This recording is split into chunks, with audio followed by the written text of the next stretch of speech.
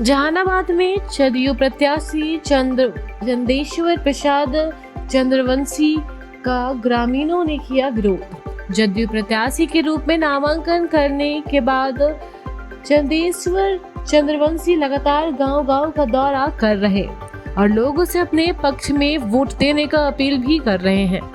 इसी क्रम में चंदेश्वर प्रसाद चंद्रवंशी का जहानाबाद विधान सभा के रतनी परिषद प्रखंड अंतर्गत पोखमा गांव में जमकर विरोध हुआ। वे अपने पक्ष में वोट मांगने गए थे और प्रचार प्रसार कर रहे थे। इस बीच में पोखमा गांव के ग्रामीणों ने विरोध करना शुरू कर दिया। हवाई टिकट के फेरा में विधायकी गंवाने वाले सहनी का आरजेडी में इस्तीफा।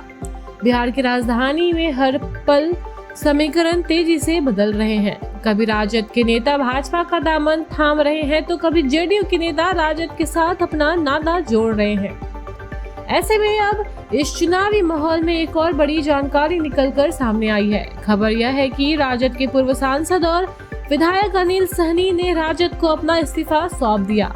वह शाम 5 बजे भाजपा का दामन थाम चुके हैं। लालू के गढ़ में गरजे सीएम नीतीश, गिनाई सरकार की उपलब्धियां।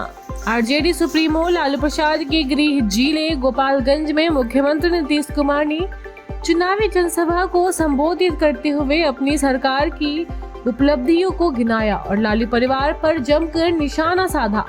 सीएम नीतीश कुमार ने कहा कि 2005 से पहले बिहार की स्थिति बेहद खराब थी।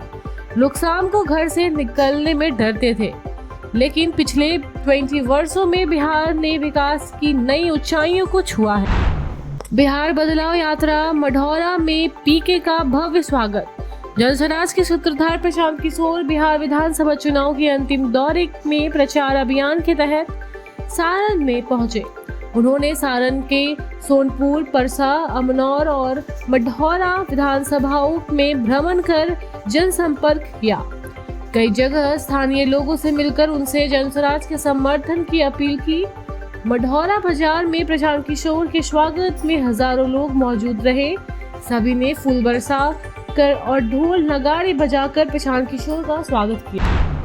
बिहार की इस सीट पर एनसीपी और जनसुराज के उम्मीदवारों के बीच विवाद बढ़ा। खबर रोहतास से है, जहां सासाराम विधानसभा क्षेत्र के 2 पार्टी के प्रत्याशियों के बीच भारी तनाव देखने को मिल रहा है। दोनों ने एक दूसरे पर धमकी देने का आरोप लगाते हुए नगर थाना में आवेदन दिया है।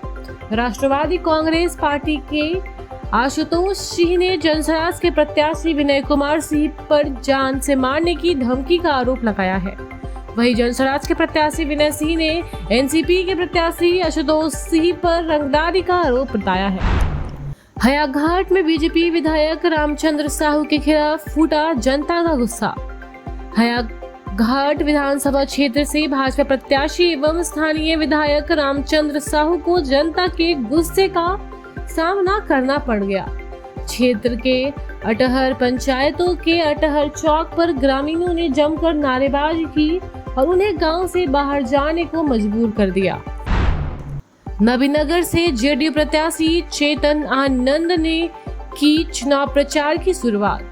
बिहार विधानसभा चुनाव 2025 के मद्देनजर रखते हुए औरंगाबाद जिले के नबीनगर विधानसभा क्षेत्र से जनता दल यूनाइटेड प्रत्याशी चेतन आनंद ने अपने चुनाव प्रचार अभियान की औपचारिक शुरुआत कर दी है।